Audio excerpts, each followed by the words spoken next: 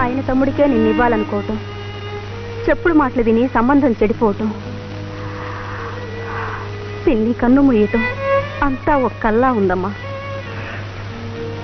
నా పెళ్లి కళ్ళారా చూడాలని ముచ్చటపడిందక్క. బాధపడకమ్మా. చూడు, అన్నదమ్ములిద్దరూ రామలక్ష్మణులా ఉంటారట.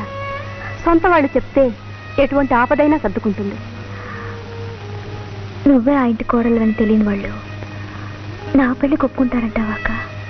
ఆయన మా పెళ్లి విషయం ఉత్తరం ద్వారా వాళ్ళకి తెలియపరిచారమ్మా. మీ బావ యుద్ధం నుంచి రాగానే మనల్ని వాళ్ళ ఇంటికి తీసుకువెళ్తారు. అన్నీ వివరించి నీ మీద పడ్డ అపవాదు నిజం కాదని వాళ్ళకి నచ్చ చెప్పి నీ పెళ్లి నీ పాటంటే ప్రాణం ఇచ్చే ఆ మురళీ కృష్ణతోనే చేస్తారు. సరేనా? ఏది నవ్వు?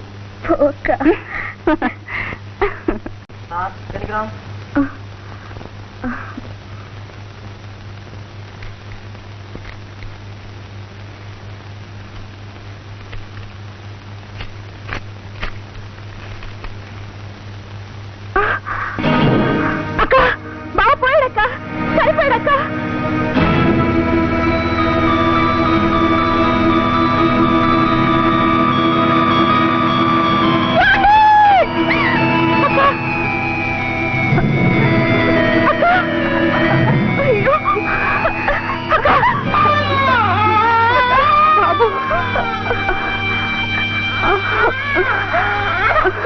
డాక్టర్ తీసుకొస్తాను. వద్దమ్మా, నాకేమొద్దు.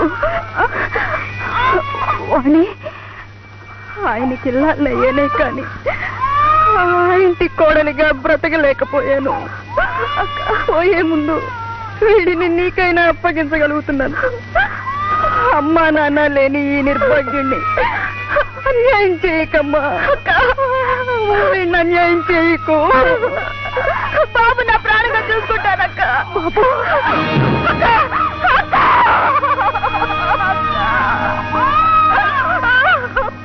Captain Mohan died. మోహన్, ఎంత ఘోరం జరిగిపోయింది బాబు.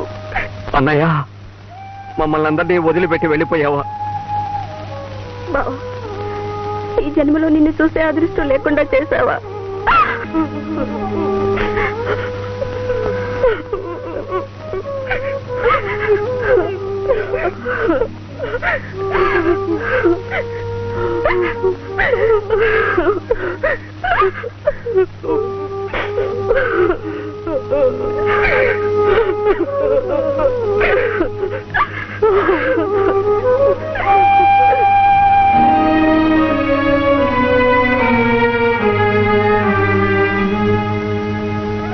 బాధపడుతున్నావా నాన్న? నీకెందుకు నాన్న బాధ? ఆ రోజు పెద్ద కొడుకు పోయాడనుకుంటానని శపథం చేశావుగా, నీ మాటే నిజమై ఇంకెందుకు నాన్న నీకు బాధ? కడుపు కోతతో అమ్మేడవాలి, మనసిచ్చిన అమాయకురాలుగా రాధాడవాలి, తోడబుట్టిన అన్నయ్యని శాశ్వతంగా పోగొట్టుకున్నందుకు నేనేడవాలి. మురళి, నాకు బాధ లేదంటావా? వాడి మీద ప్రేమ లేదంటావా? పోయిన వాళ్ళ మీద ఉన్న ప్రేమ ఉన్న వాళ్ళ మీద చూపించాలి. అన్నయ్యకు ఓ భార్య, ఓ కొడుకు ఉన్నారు. వాళ్ళ భవిష్యత్ అంతా మన చేతుల్లోనే ఉంది. వాళ్ళు అనాథలుగా, నిరుపేదలుగా ఎక్కడో బ్రతకూడదు. చూడండి నాన్న, అన్నీ ఉండి ఇంట్లో ఆనందం, వెలుగు ఎలా లేకుండా పోయాయో చూడండి. మీకు నిజంగా మనసే ఉంటే వదిన్ని బాబుని వెంటనే తీసుకురండి. కన్న తల్లి కడుపు సోకం కోడలను చూశాకైనా కాస్త తగ్గుతుంది. మనవడిలో కొడుకుని చూసుకొని అమ్మ కాస్త మనశ్శాంతిగా అయినా ఉంటుంది. పట్టుదలకు పోయి ఇంటిని నరకం చేయకండి. అవునరా, నువ్వు చెప్పింది నిజం.